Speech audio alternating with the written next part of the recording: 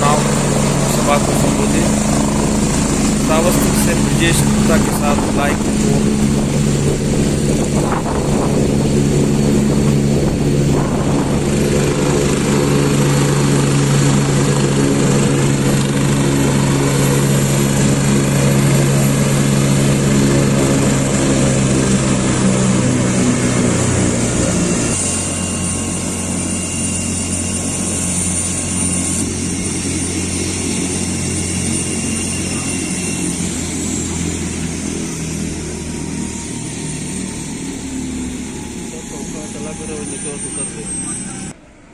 कहां से चले गए थे?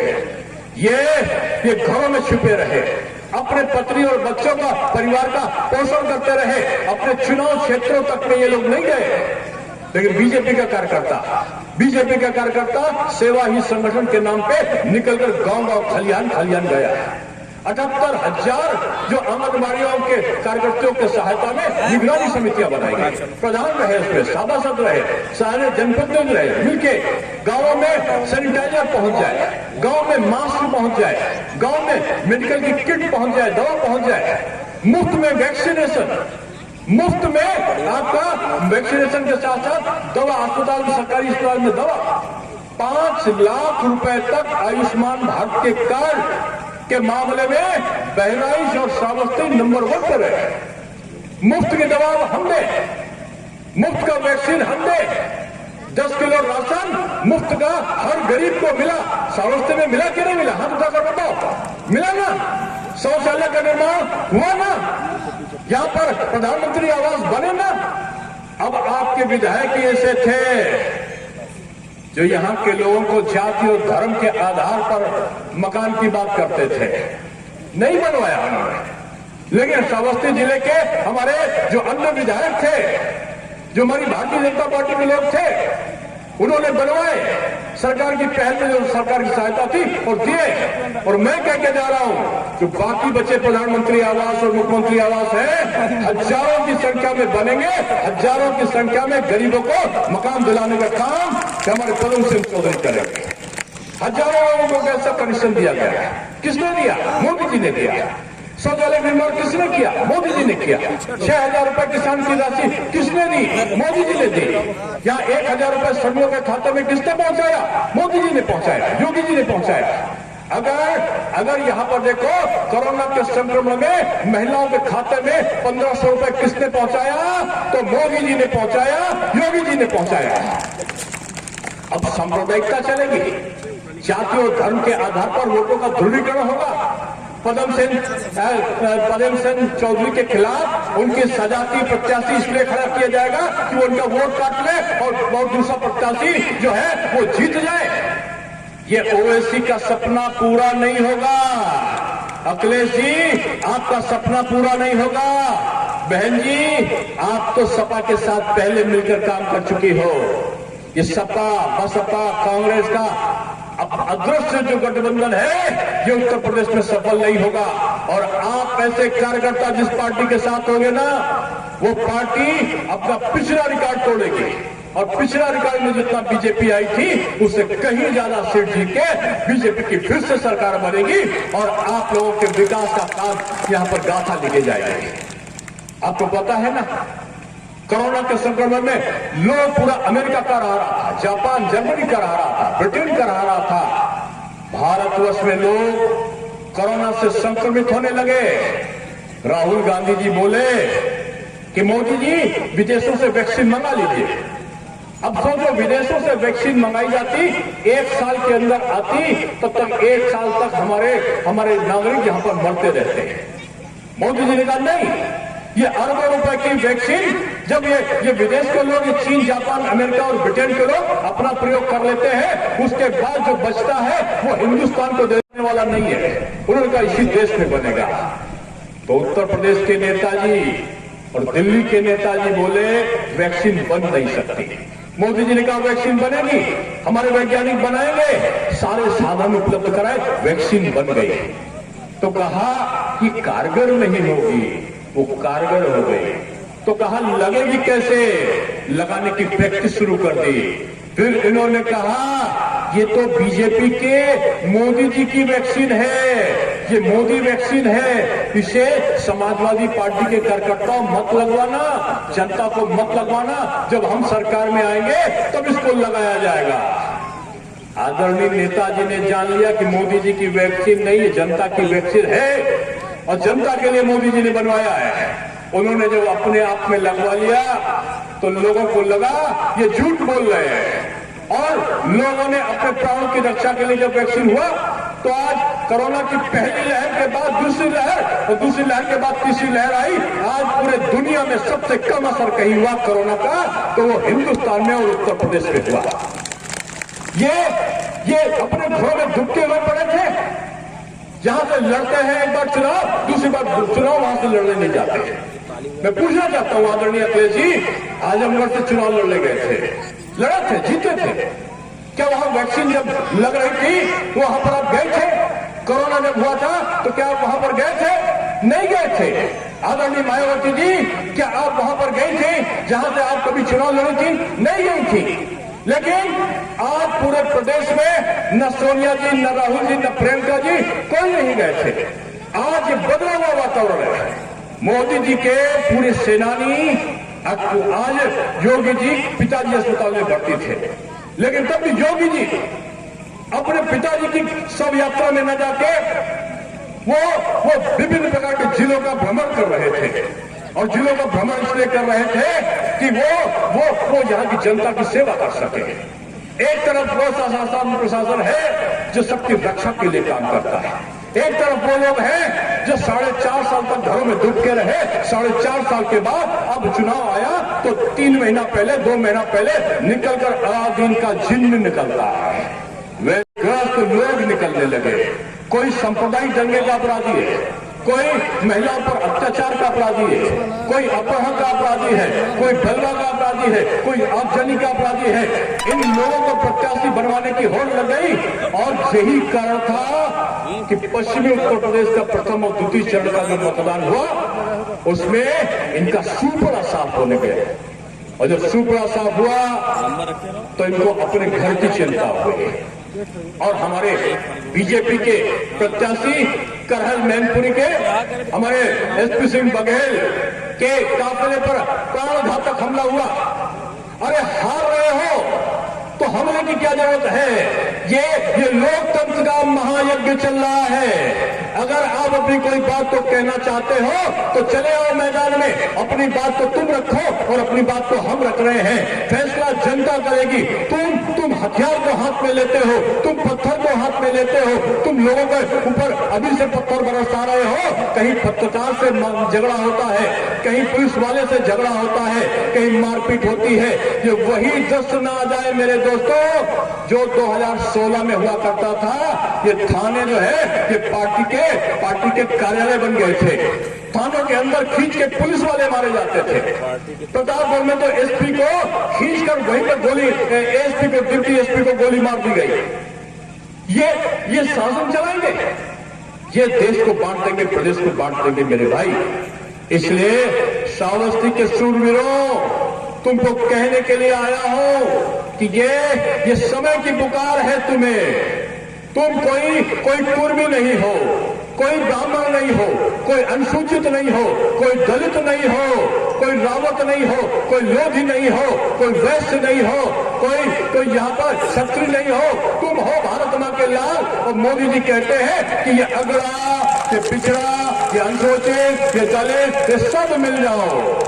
अगर नहीं मिले ना तो ये तुम्हारे बीच का बंटवारा करा के, ये बंटवारा कराएंगे और बंटवारा करा के तुम्हारी छाती पर मूंग दलेंगे और एक दिन ऐसा आएगा तुम अपनी जगह से ही बाहर जाने के लिए मजबूर हो जाओगे।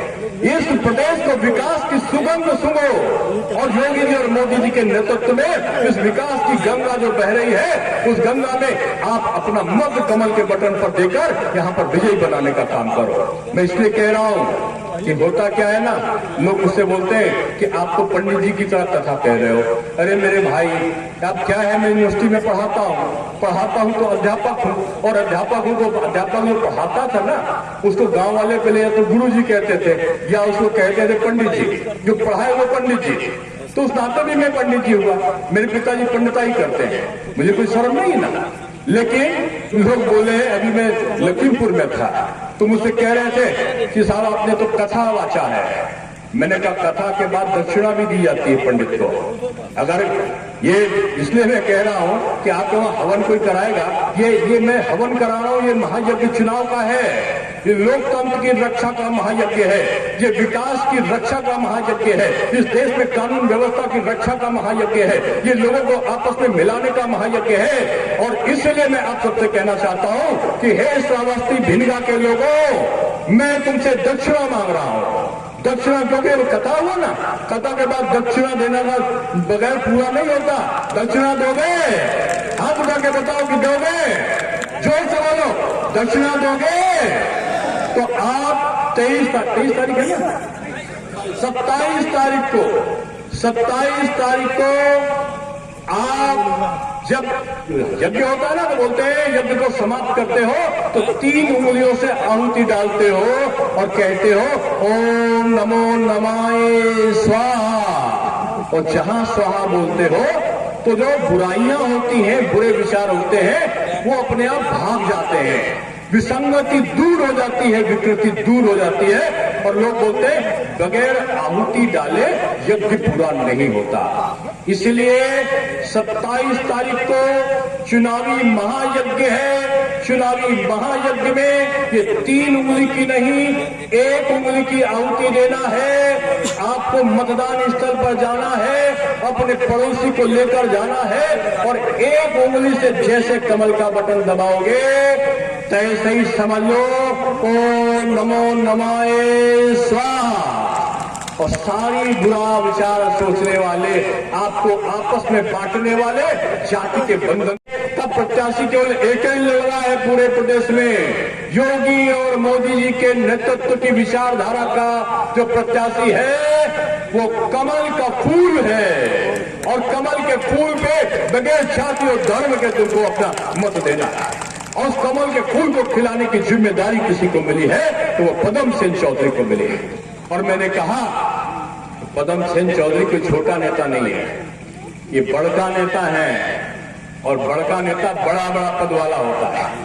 ये अब तो कहना नहीं चाहिए आचार संहिता लगी, लेकिन अपने प्रतिनिधि को चुनकर भेजोगे ना तो सरकार की सारी योजनाओं का सबसे ज्यादा लाभ किसी को मिलेगा तो श्रावस्ती के भिनगा को मिलेगा।